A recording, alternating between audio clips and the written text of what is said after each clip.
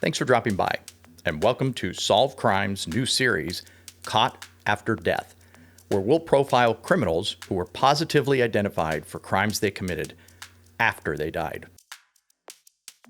In 2018, California law enforcement found incredible success sending DNA of an unknown murder and assault suspect to a public genealogy and genetics research website. They were able to narrow down to genetically close relatives of the suspect, and eventually to the suspect himself. After surreptitiously gathering DNA from the man, it ended up being a match, and they arrested Joseph DeAngelo, also known as the Golden State Killer, for 12 murders and over 45 assaults. As you can imagine, this caused cold case detectives worldwide to jump into action, attempting to solve decades-old unsolved murders. One such cold case unit was the El Dorado County Cold Case Task Force in California, which encompasses the South Lake Tahoe area.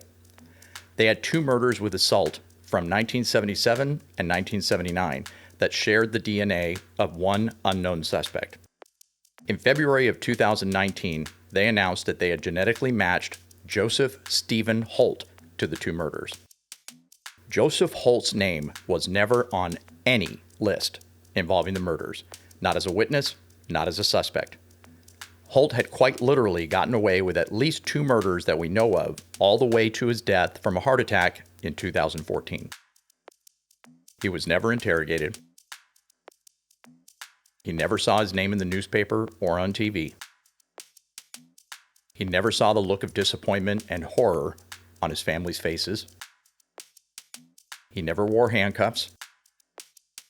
He never had a perp walk. He never ate a prison meal. He never sat at the defendant's table in a courtroom. He also never endured listening to a victim's impact statement. All because he was caught after death.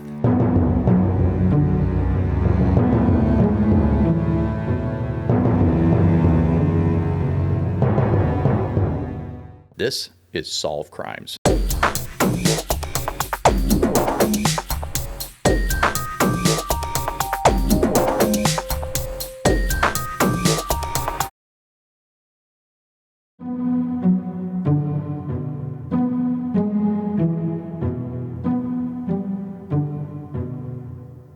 Joseph Stephen Holt was born and raised in San Jose, California in 1947, way before there was even the slightest hint of the Silicon Valley tech mecca it would eventually become. He was a student at Cupertino High School and went on to graduate from UC Berkeley. Holt moved to South Lake Tahoe, which is on the California side of the lake, in 1974, began a career in real estate, and eventually married and started a family. By all accounts, Holt led a seemingly normal life. His friends and family had zero idea that he was also a killer. South Lake Tahoe in the 1970s was a very different place than it is today. Yes, there were casinos just over the state line into Nevada, and there was plenty of glitz and glamour there. But South Lake Tahoe, California still had a quiet, local, hometown feel. In the past 70 plus years, South Lake has gone from 300 people to 22,000 as of 2019. Trees were cut down to widen roads, built shopping centers and hotels to accommodate the tourism that completely overtook the town. In the mid to late 1970s, South Lake Tahoe was still relatively small and certainly a safe place. People didn't lock their doors or their cars. The term serial killer was still far from being a regular part of the country's nomenclature. There was still an innocence. 27-year-old Brynn Rainey moved from Ohio to South Lake Tahoe, California in June of 1977. 1 month later, she would be dead.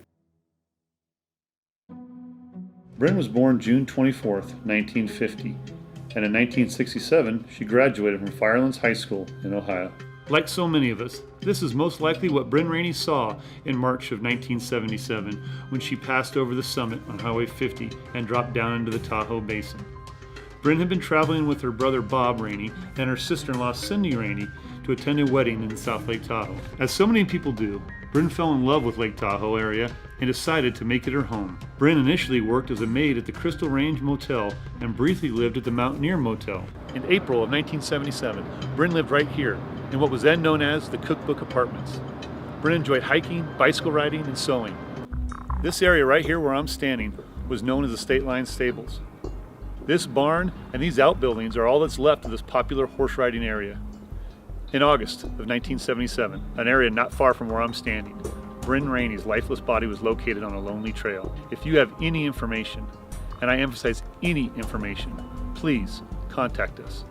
And remember, the friends and family never forget, and neither should we. Brynn was working as a keno runner at the Sahara Tahoe Casino. On the evening of July 23, 1977, she stopped by the Bitter Creek Saloon around 10 p.m. before she started her 2 a.m. shift at the casino. She never made it to work. 1 month later, her body was discovered by horseback riders. She had been assaulted and was either suffocated or strangled.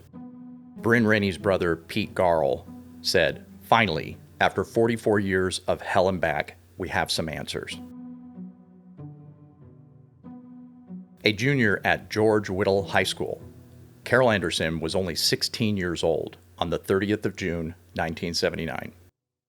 Carol started out that Saturday with friends at Regan Beach in South Lake Tahoe. Later, she got a ride to a party on Regina Road near Heavenly Mountain Ski Resort. Joseph Holt lived on Keller Road at the time. Witnesses say that several people offered Carol a ride home that evening, but she declined, wanting to stay at the party. She was last seen at 11:30 p.m. that night. No one noticed if she had left on foot or with someone else. On July 1st, 1979, at 2:45 a.m., Carol Andersen's assaulted, bruised, and lifeless body was found right here, laid alongside the road, with no attempt to conceal her murder. One thing is for sure, on July 1st, 1979, Carol Andersen's young life was taken, and her friends and family would never be the same. Like in any senseless murder, the friends and family are affected forever, and Carol's murder was no different. Her mother, Dolores Andersen, passed away almost a year later, some say due to a broken heart. And at Dolores' request, she was buried right here alongside her daughter, where she would be with her forever.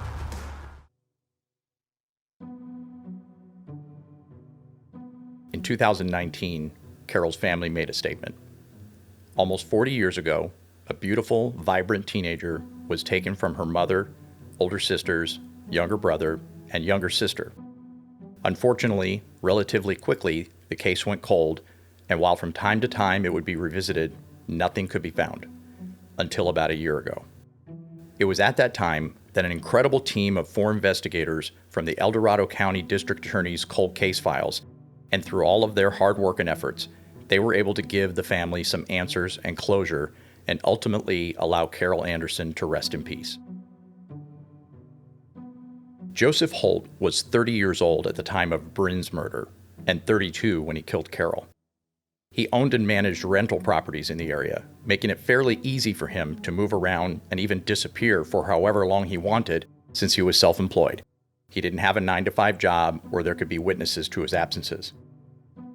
He was a very successful predator, said District Attorney Vern Pearson during an El Dorado Cold Case Task Force press conference in Placerville on February 25, 2019.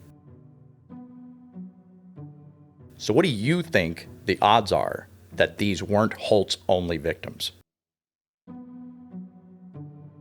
Joseph Holt is also a suspect in an attempted car burglary that went wrong in Los Gatos, California, a small suburb south of San Jose, in January of 1975.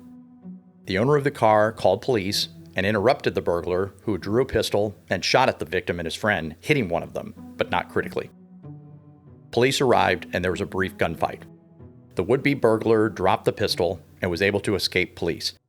It turns out that the pistol had been reported stolen by a cab driver in South Lake Tahoe. No one died in that altercation, but the police sketch is pretty dead on for Holt, who was known to frequent that area at the time. Clearly, Joseph Holt defied the odds, and if it weren't for the advancements in forensic science, law enforcement and even Holt's own family would have never known of his murderous ways. Do you think that Joseph Holt killed before Brynn Rainey and Carol Andersen? Do you think he killed after he murdered them? Law enforcement is revisiting cold cases throughout South Lake Tahoe, all the way down to the San Jose area, in hopes that they can match other murders with Joseph Holt. According to El Dorado District Attorney Vern Pearson, there are still 60 unsolved murders within his jurisdiction alone.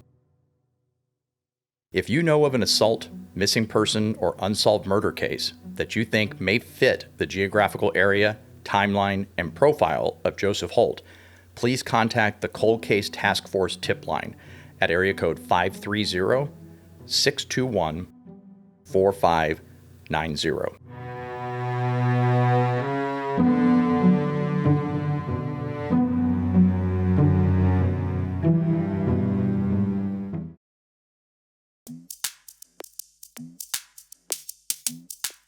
Thanks so much for watching. One thing that makes this channel a bit different is that we are actually involved in investigating and making every effort to solve these cases. This is real stuff we're reporting on here. So when we say that liking our videos, subscribing, and sharing helps, it's not about money. It's about getting these cases in front of more people and hopefully getting some closure and even justice in some cases for the families of these victims. We really do appreciate you liking this video and subscribing. Click the bell to be alerted for more episodes when they're uploaded. Also, comment with any questions or information you have about this case. Until next time, this is Solve Crimes.